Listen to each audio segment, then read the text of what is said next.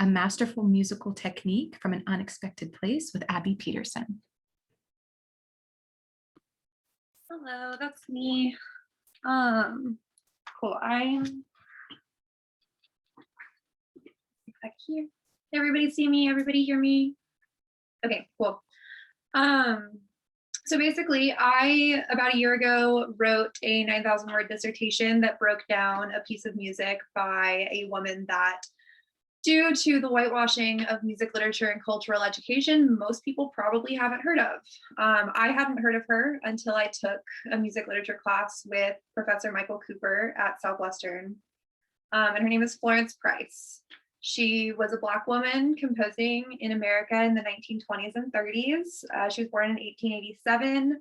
She studied at the New England Conservatory from 1903 to 1906. So she did get a very classical education in terms of her music writing process. She was very influenced by the Romantic classical era of music, which is a very artful and expressive time where people were really trying to convey emotions through music and trying to convey like the words of a song through music.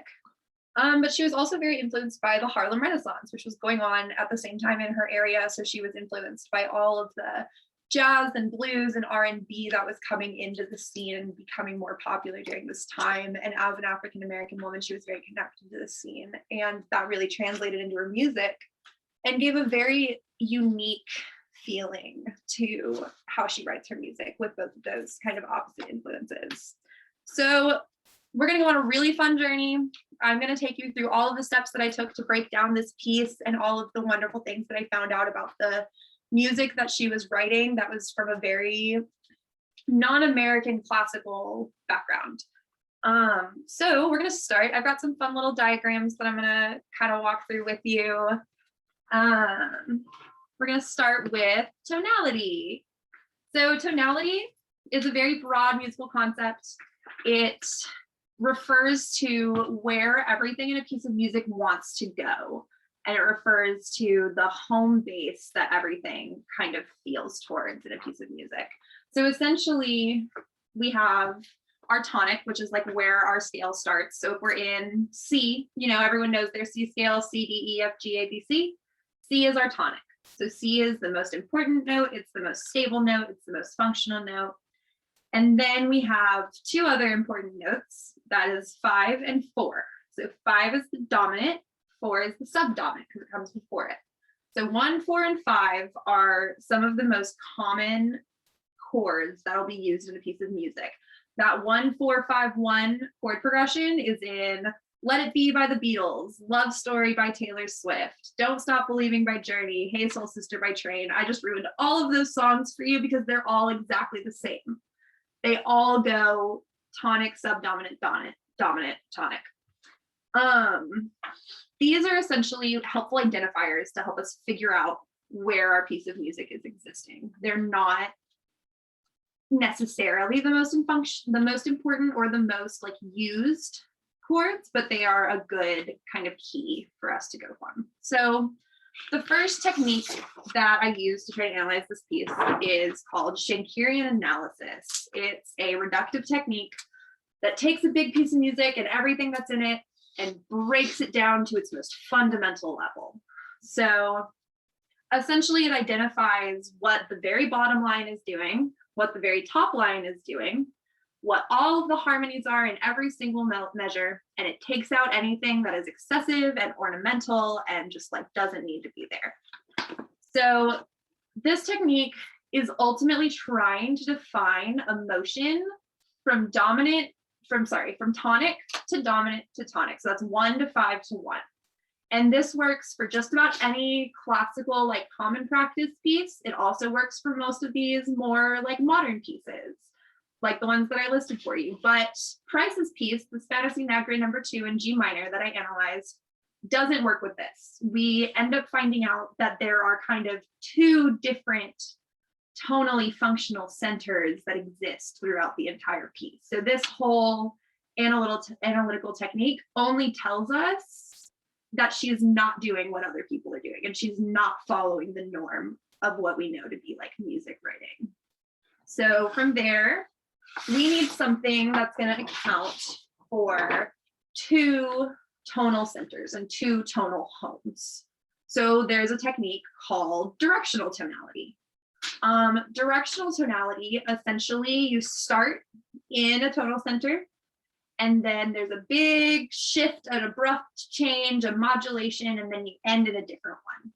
So in I Will Always Love You by Whitney Houston, all of a sudden it gets really high and then nobody can sing it anymore. That's a big modulation. That shows directional tonality. My Heart Will Go On by Celine Dion has a big one. Man in the Mirror by Michael Jackson has a big one. Love on Top by Beyonce. If you've ever seen High School Musical 2, Work This Out has a horrible, horrible key change in it that is so abrupt, and it's just directional tonality. And Price's piece doesn't do this. She doesn't start in one and go to another. She plays with both of them at the same time throughout the entire piece and really lets both of them take importance at different times. So this technique also doesn't work.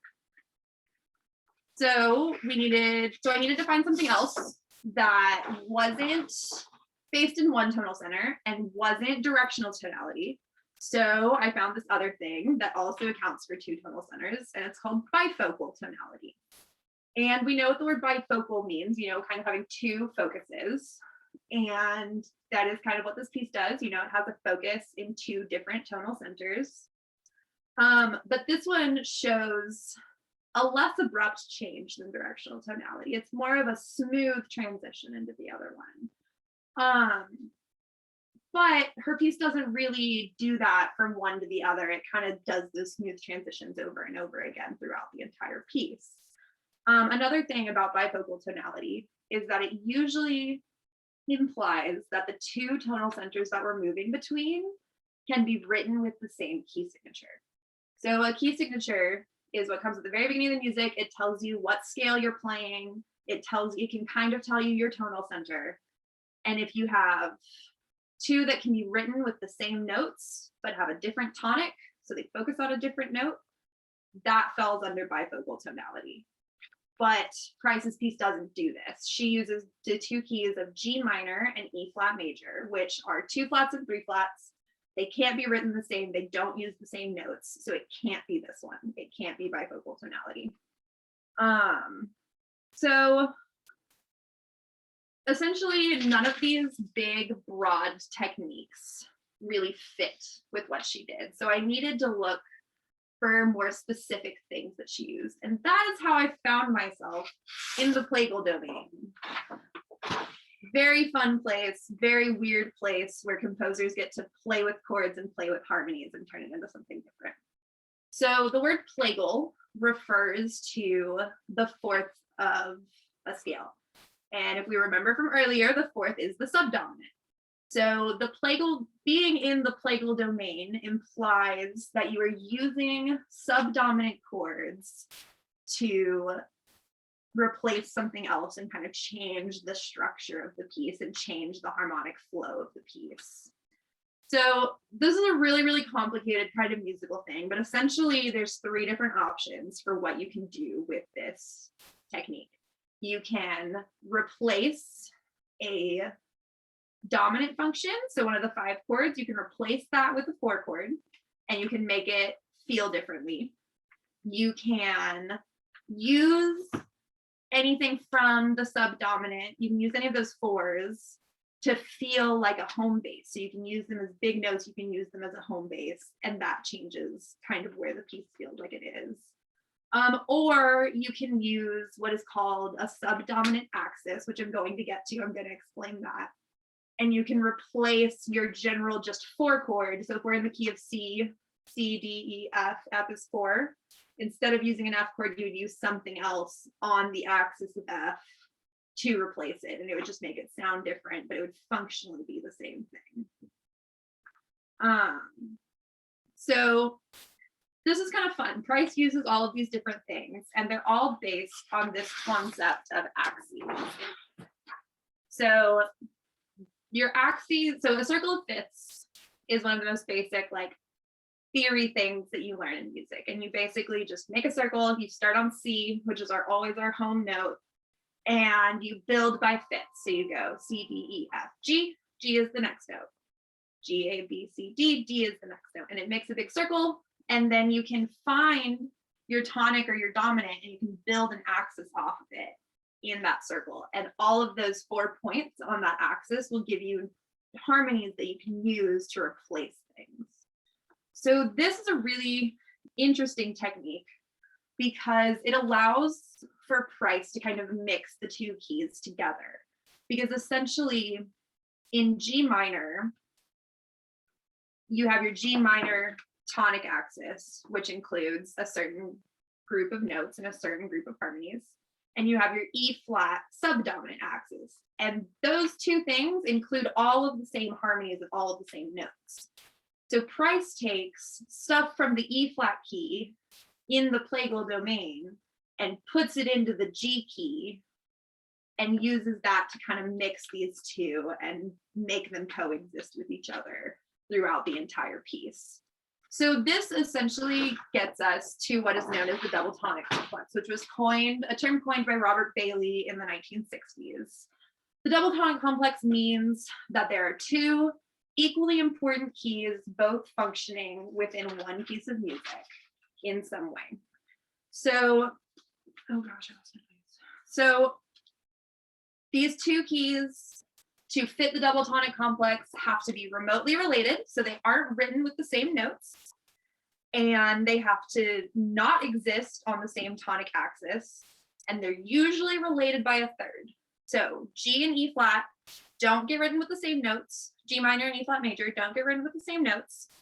They are related by a third. We go E flat F G, and they are not on the same tonic axis, which means that they fit all of the requirements for this piece. So I've kind of diagrammed here at the bottom of this kind of how the piece looks with these little clouds everywhere throughout this stuff. And the piece doesn't exist in one and then the other and then one and then the other. It kind of exists as one big expression of both of these tonal centers within themselves. So this is really important because Price is expressing her own duality of her romantic training and her classical training with the influences of her culture at the time, which is the Harlem Renaissance, the jazz and blues, and the African-American spirituals and stuff like that. So she comes from a very non-traditional background and uses this technique that I could only find like 5 or 6 sources on to be able to analyze it. And it is not something that's used very often. And her voice is one that deserves to be heard. And this piece was only premiered in May of last year, and it was written in 1926. So I think that it's just very important to have her voice heard and have these masterful techniques that she knows how to use be recognized and respected. Thank you. I'll now open up if anybody has any questions. I know that was a lot. Yeah. So we have Ivan and then Micah afterwards. That's first of all, great presentation. I really loved it. So I'm a classically trained musician, about 10 years. I'm not great at theory, but I'm classically trained. So like, I think it's really interesting that you did this presentation because I think I'm maybe one of 3 people that knows who she is, because we had to do, I think I did a very short project on her when I was like 16. So how did you find the mixture of, well, one, I want to know how you came across this work because it's very hard to find, but how did you, at least from the theory perspective, do you think that there needs to be, at least this is how I felt when I did it, that there needs to be a, I guess, reinvention of the scientific study of music theory Absolutely. to include, yeah, exactly, to include more Black, people of color, traditional forms of music, because she's classically trained, right? She went to the New England Conservatory, which is known for as a pillar of classical music in America, but then she brings in this culture of African-American spirituals, which is not studied in classical, in any sort of music theory. So I can't imagine that there was really any theory that could analyze, even from a tonal, or like there's no really bimodal structures I can think of that would look at her and give it be able to analyze any African-American spiritual. So do you think that we need to create theory to address or to even scientifically study African-American spirituals? I absolutely think that the way that we have been taught to analyze theory and the way that we learn to analyze theory is completely through a white European male's perspective. Right. And that is the only kind of music that will directly apply to. So I had the honor of working with Dr. Michael Cooper, who is kind of heading this really big project on getting Price's music out there and like getting everything published. So I went to him and said, double tonic complex sounds like a cool thing. I'd like to do my project on it, but I don't know where to look for music. And he said, well, this piece by Florence Price, I don't know if that's what it does, but it might do that. No one's analyzed it yet. So he gave it to me, and I didn't have any recordings to go on, and I didn't have anybody else's analysis to go off on. And so I just kind of spent 6 months breaking this piece down and trying. The techniques that I just went through are just, that is the order I went in my research, and was like, maybe this thing will work, maybe this thing will work, maybe this thing will work. And there's nothing in music research and music history that really accounts for anybody that didn't learn from the white European frame, right, when they were learning music theory. So I absolutely think that this project really showed me how flawed our music theory like standards are, because there was no resources for me to go to look into this. I just had to sit down with this piece and be like, what is going on? What are all of these harmonies doing? How is it all working together?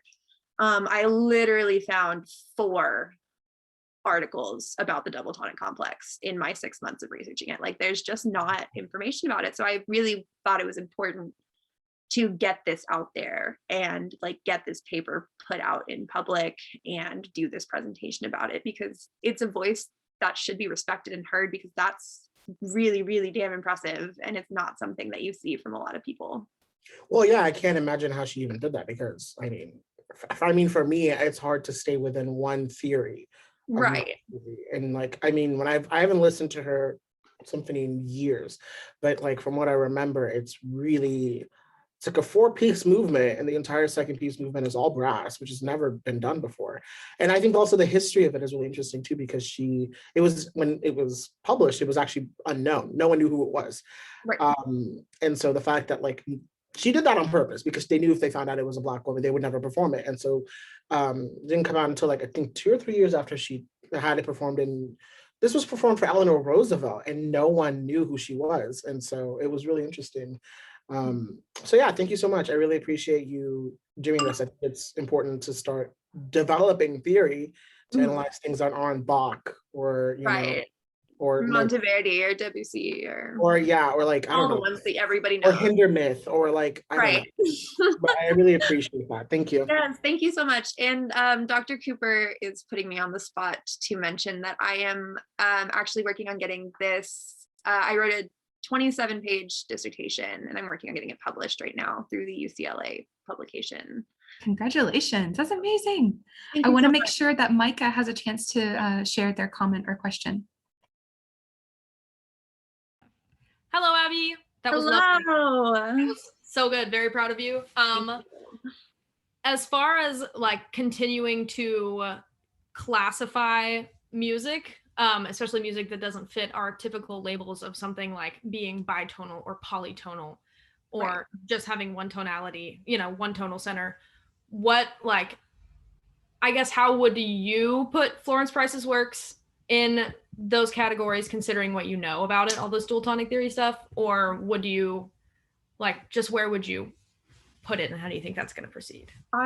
First, thank you so much, Mr. Gurgle, for being here. That absolutely means so much to me, and I really appreciate it. As far as like trying to classify this, I don't think we need to classify it. I think that the use of classification models is exclusionary, and it takes away from any of the individual styles that composers can have that they want to do to like break the rules of music. But like, why are there rules on music that we have to classify by? It's an expression of the person, and it's an expression of the artistry that this person has. So I wouldn't want to classify it. I wouldn't want to come up with a new label for it or put a label on it for what it is, because what it is it is Florence Price expressing herself. and it is her duality being expressed through the music. And I think that that is just more important than any kind of definition or word that we could put on it. Thank you so much, Abby, and to all of our participants. Let's give a virtual round of applause, or a real one if you want. It was a great presentation. Thank you so much.